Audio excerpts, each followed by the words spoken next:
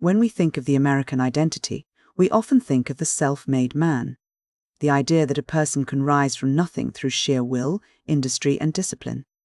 There is perhaps no better blueprint for that ideal than the Autobiography of Benjamin Franklin. But this isn't a standard biography written by a historian looking back from the future. Instead, it's a collection of fragments, written in pieces over several decades, as Franklin himself aged. He wasn't just recording his life, he was crafting a roadmap for his children and grandchildren, showing them how a boy from a humble family could become a world-renowned statesman and scientist. Because it was written in stages, the book feels less like a single, flowing story, and more like a series of reflections from a man who was constantly refining his own character. The story begins with Franklin's roots. His family came from English smiths, and his father, Josiah, moved the family to New England in 1682. Life was hard, and education was a luxury that didn't last long. Franklin's schooling was interrupted early on when he was apprenticed to his father's tallow and soap business at the age of 10. It was manual, greasy work, but it gave him a foundation in the realities of trade. However, his mind was elsewhere. He had a hunger for reading and writing that his father's business couldn't satisfy. This intellectual restlessness led him into a printing apprenticeship under his older brother James. This was a pivotal and often difficult chapter. James was a strict master, and the friction between the brothers eventually became a driving force in Benjamin's life. To find his own voice without directly defying his brother, the young Franklin began writing under the pseudonym Silence Dogood. Through these satirical letters, he poked fun at local figures and practiced the art of persuasion, all while working in a print shop. This period was crucial because it taught him that words were not just tools for information, but weapons of influence and instruments of social commentary. By 17, Franklin had reached a breaking point. He wanted independence. In a move that was part rebellion and part necessity, he secretly boarded a sloop bound for Philadelphia. He arrived in the city destitute, hungry, and essentially alone. There is a vivid image in the narrative of him arriving, disheveled, eating bread rolls in the street, a far cry from the dignified statesman he would eventually become. But even then, he had a skill that made him valuable. He managed to find work by repairing a broken printing press for a local printer named Keimer. That technical skill, combined with his tireless work ethic, became the engine of his rise. In Philadelphia, Franklin's life became a series of strategic, calculated moves. He formed a business partnership with Hugh Meredith, learned the complexities of managing debt and credit, and eventually established himself as the proprietor of his own printing house. This wasn't just about making money, it was about building a foundation of stability. He married Deborah Reed, who became more than just a wife. She was a vital partner in his commercial and social life, helping to maintain the domestic and financial stability that allowed him to pursue his broader ambitions. As his business flourished, Franklin's focus shifted from the private sphere to the public good. He became a man of the community. He didn't just live in Philadelphia, he helped build it. He helped found a subscription library for those who couldn't afford their own books, organized a volunteer fire company, and advocated for practical reforms like property-based taxation to fund the City Watch. He believed that if a community functioned better, the individuals within it would prosper. This wasn't just civic duty, it was a practical application of his belief in utility. He wanted knowledge and organization to serve a social purpose. This sense of utility extended into his scientific pursuits. His experiments with electricity, particularly his work on the nature of lightning, brought him international fame. He wasn't just a printer, he was a scientist whose work was being vindicated by the great minds in Europe.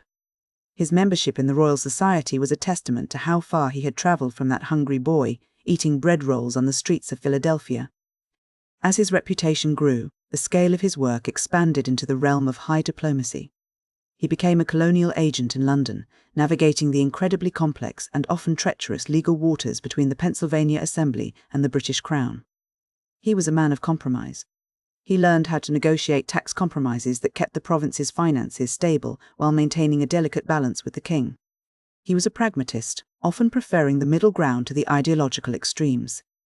This was evident in his attempt to organize provincial defense during the threat of war with France, and most notably in his Albany Plan of Union. That plan was an early, ambitious attempt to unify the colonies, a plan that ultimately failed because the colonies weren't ready to give up their individual interests for a collective one. It remains one of history's great what-if moments. But if there is one section of the autobiography that defines the essence of Franklin, it is his plan for attaining moral perfection. This is where we see the man behind the myth. Franklin believed that character was not something you were simply born with, it was a skill that could be mastered through discipline and practice. He identified 13 virtues, such as temperance, silence, order, and industry, and created a systematic way to track his progress. He kept a little book and a grid, checking off each day to see how well he had performed. This science of virtue shows us a man who viewed his own soul as a project to be managed and improved. It reveals a fascinating tension in his character, the struggle to balance his personal drive for perfection with the messy, imperfect realities of social and political life. When we look back at the life Franklin describes, several themes emerge that help us understand the man and the era he helped shape. First, there is the archetype of the self-made man. Franklin's life is a masterclass in upward mobility, achieved not through luck, but through the mastery of practical skills and the strategic building of social capital. He understood early on that to succeed, one needed more than just talent, one needed a reputation. He carefully curated his public image, using humility and civic contribution to build the trust necessary to navigate the halls of power. There is also the tension between utility and art. Franklin was never interested in knowledge for its own sake. Whether it was his printing, his science, or his political maneuvering, he always sought the practical application. He famously refused to patent his design for the Franklin stove, believing that if an invention could benefit the public, it should be free for everyone to use. This focus on the common good is what makes his brand of individualism so uniquely American. Furthermore, we see a man who navigated the world through pragmatism rather than ideology. He was a master of the euphemism and the compromise. He knew that in politics, as in business, a hard line often leads to a dead end. His ability to find the middle ground allowed him to be effective in an age of growing colonial tension. The autobiography itself is an unfinished work, which is perhaps its most honest feature. It doesn't end with a tidy conclusion or a final summary of his achievements. Instead, it concludes with a collection of his various intellectual outputs: scientific letters, moral essays from his Poor Richard's Almanac, and reflections on the virtues he spent his life chasing. And the book ends somewhat abruptly, reflecting the fragmented way it was written. As he aged, the narrative became less about the details of his business and more about the reflections of an old man looking back on a life lived with intention. In the end, Franklin's autobiography is more than just a memoir. It is a testament to the idea that a life can be designed.